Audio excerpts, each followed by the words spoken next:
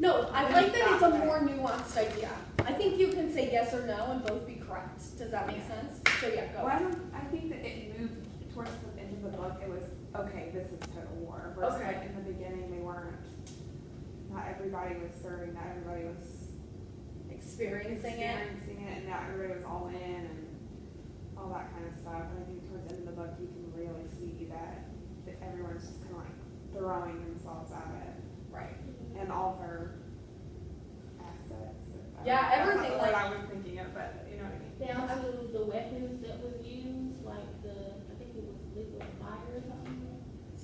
It was liquid fire or something. Oh yeah, so they would have these torches that they would blow out at you. That would just like Zena, the Z gun. Oh yeah, the machine gun. Yeah. Yeah. That. Yeah, the machine gun. Yeah. So a lot of weapons, I would say it was kind of like ended up as a total war. Yeah. Can you use chemical weapons now? No, it's against but that probably came about like with the Nuremberg. When was Agent Orange? No, Agent Orange was used in Vietnam. And after that, then the world. You know, It might have been like in the 90s, the conferences in the early 90s. What conference was it? I'm thinking of the women's one. It's not that one. No. They usually call it the Geneva Convention. Yeah. No. Well, for the total war question, what I that was on the assessment or whatever. Yes, it was. I thought there were times when there was bombing close to like the hospital, not to mention the ambulance was bombed. Yeah. Which I'm pretty sure you're not supposed to do that in the military. You're not supposed to attack medics. You're supposed to be helping. Yeah. So and they're not fighting. That's not how the bug died. Yeah. Right? Well, the bug got in an accident. I think Tosh got bombed. Tosh was the one who got bombed. Yeah. And then at the end, I don't know if they're classified as civilians or not. The people who got bombed at the end. I think a lot they're classified as civilians. So that was horrible. Women would not have been considered, even though they were participating in such high levels, they would have been considered. What? It's not part of the draft, right? Yeah, they're not. Definitely. No, They would that's never, why I would never have been a part of the draft. Yeah, that's why I said it was total war, because they were killing like women. What do you think though about like Smithy's mom? Is she participating in the war? Well, no, not really. Yeah, But I mean, she kind of is, but she's national. You think she is? Yeah, I mean, that's just she's just part of the whole machine, you know. Yeah, I like the word machine a lot. I agree. I think it, and also she has 3 kids participating in the war, right? Yeah, so if all 3 kids of her children die or traumatically affected, that could be, you know, the end of the bloodline or something like that, right? So, I mean, there's also that, right? I mean, I was thinking Sigmund Freud or Ryan. I don't know. That also is what happened in my head just now. And a different mom could have not told her kids to go to war. Right. But I think also, but I do think if you had an argument against total war, you could definitely examine the parents and their kind of like lack of ability to understand what was actually happening to their children. I think the time period too, like now things are so different. Like that people know. I actually disagree with you there. Travel, like it takes how long for them to communicate. Well, but I would disagree only because of Vietnam. Because Vietnam was like televised. It was a televised war. Yeah, and now we are definitely much more in the dark because that was so bad. I mean, that caused huge rifts in society in the US. Huge, I mean, gigantic. I mean, so definitely the government's not going to be as transparent. And so, yeah, I think that and I think it's hard for Americans to experience the war because we never are fighting very close. Yeah, except in maybe the Civil War and the American Revolution, blah, blah, blah, blah, all those things. But yeah, I think the total war question, I think it can be argued either way or it can be argued somewhere in between, definitely. Definitely. Okay, what other questions do you guys have? That was a good one though, by the way. Should we stay away from personal experience with this kind of stuff? Yes. And I think that's a fantastic question. I'm going to tell you why. So, when historians write history, they want to come off unbiased, right? We want to examine the primary sources as the primary sources without our and I know that's a physical impossibility, but we try so hard to do that. And so, I want you to really keep it. Yeah, no, I probably wouldn't. It's just like in this class setting, I just thought to myself like that would be something I would want to write about. But from the stuff that we have, I don't think it'd be a problem. Okay, cool. But no, I think it's actually very good to think about personal experiences when you're studying history to make connections. I sometimes make like really dumb analogies to try and help myself understand. I mean, I just made a Sex and the City analogy, so. But I mean, but I think in terms of paper writing, I would encourage you to say, and I think that's a fantastic question. Cool. Any other questions? I do want to talk about one other thing, but I want to offer Can we questions. talk about, like, what's her name, like, Emily Price with the, like, psychological impact that it had besides, like, PTSD? Can you be more specific? And then that could be a question, like, okay, so Emily Price was talking about, like, the impact that it had on, well, particularly the women and, like, the psychological impact, but besides, like, shell shock and, like, PTSD and, like, being away from their family, those are negatives, but they also talked about all the positives that there were. I think that's a great. So- Yeah. Can you talk about that in your paper? Is that what you're asking me? Or So should that's one of the theses, right? Yeah, I think it is actually. Yeah. No, I think that's a great. So what are the positives that come out of this?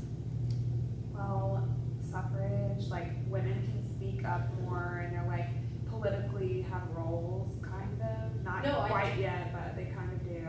I think World War I kind of forced the governments to be like, Yeah. all right, we better give them the right to vote. Yeah.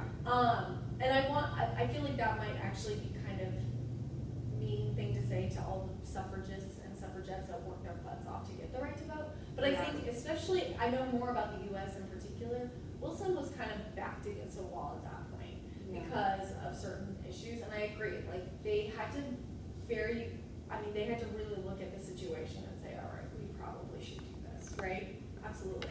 Yeah. And the Roaring Twenties comes out of this, right?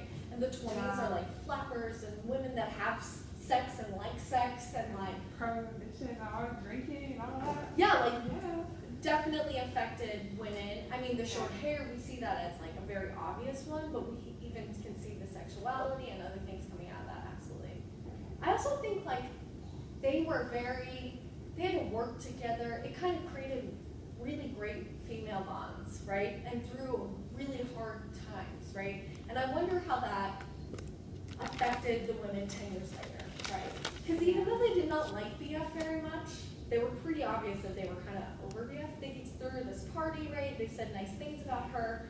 They were all supposed to give a speech about her, right? And so there's this really obvious bonds that are being Yeah, created. like, I don't know, it's kind of like, I don't know, when you're, the only thing I can think of is like when you're graduating from high school or something, and you probably hate that kid's guts next to you, but you're like, oh, We did good this love. together. Yeah, it's kind of like, okay, we've done this together, and even though you probably didn't get along, and you still have that bond.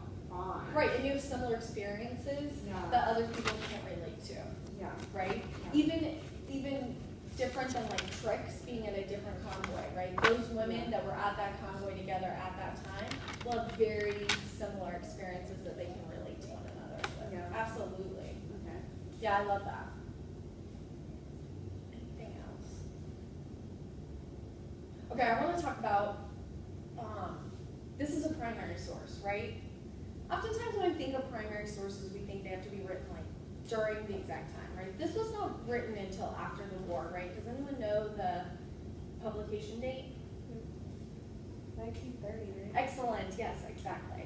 So 1930 was a solid decade after the war was over. Decade plus one, in fact. So, why do we consider this a primary source?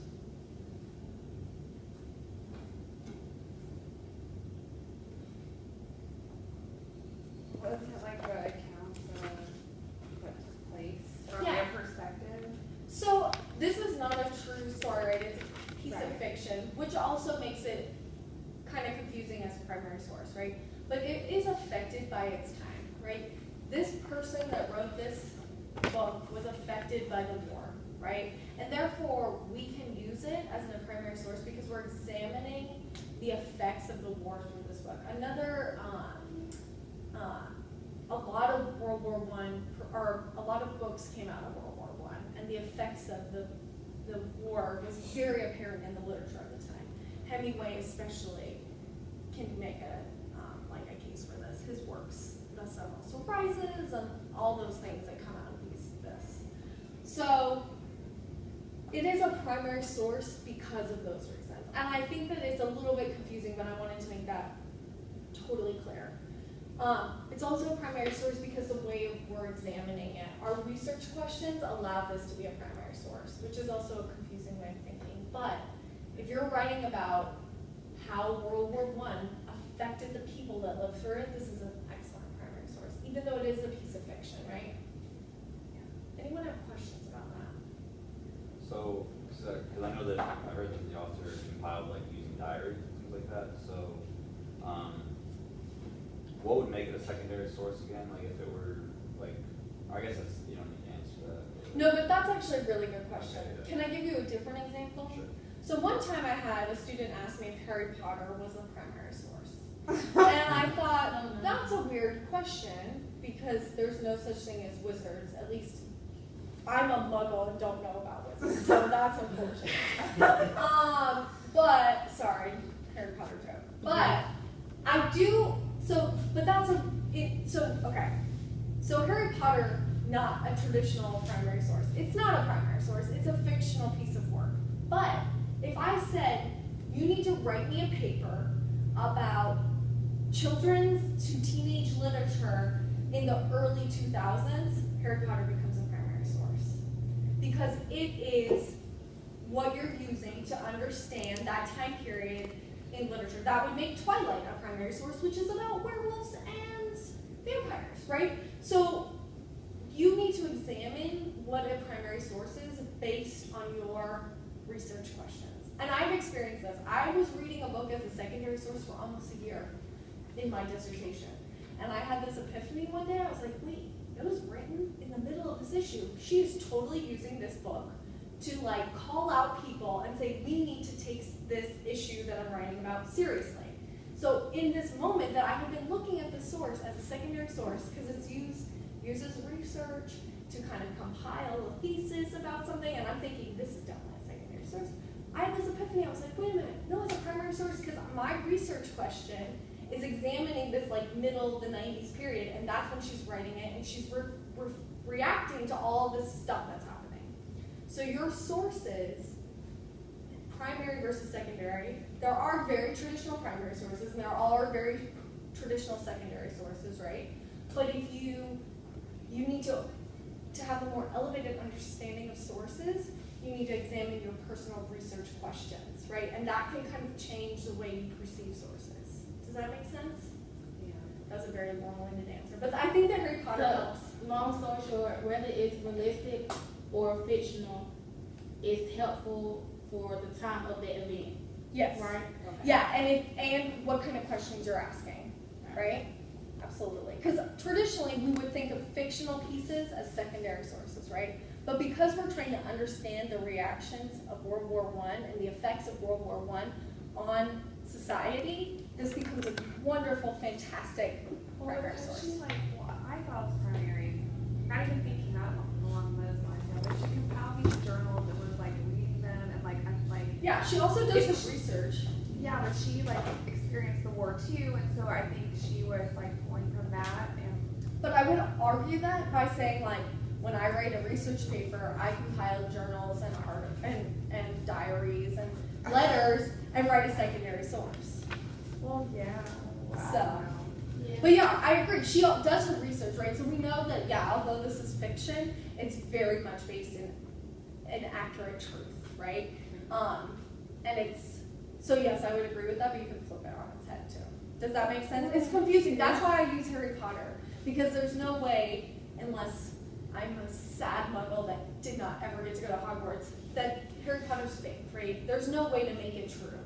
But it can be used as a primary source if your research makes it that. If you're saying, I want to know what happened in children's literature in the early 2000s, then it becomes a fantastic primary source. Yeah. Okay. It's a confusing thing.